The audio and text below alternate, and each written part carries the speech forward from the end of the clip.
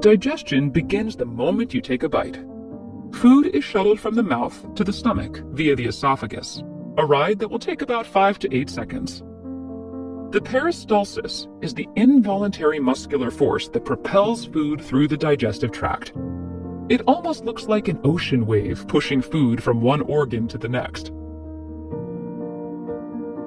When food reaches the end of your esophagus, a ring-like muscle called the lower esophageal sphincter relaxes and lets the food pass into your stomach. Weakness of the sphincter causes a backflux of stomach acid and heartburn. The stomach is where the real action begins.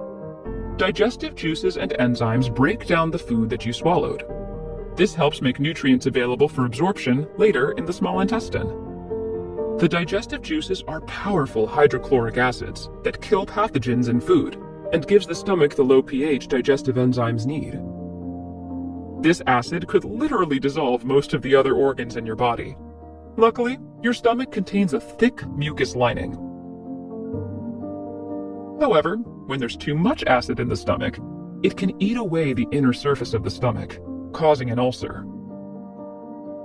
The process of digestion takes longer for some types of food than others. Simple carbohydrates, such as an energy drink, break down the fastest. This explains why many recommend energy drinks for a quick energy boost.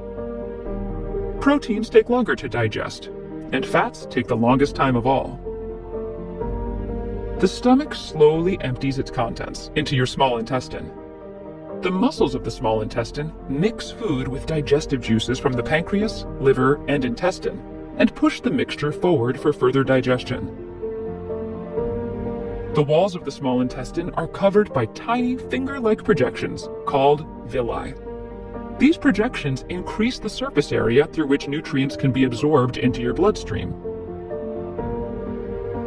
As peristalsis continues, the waste products of the digestive process move into the large intestine. The large intestine is named for the diameter of the cavity, not for its length. It is actually much shorter than the small intestine.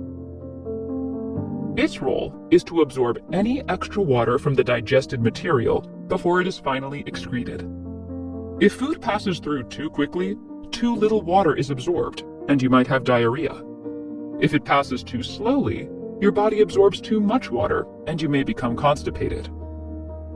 It takes about 30 hours for food to move through the large intestine.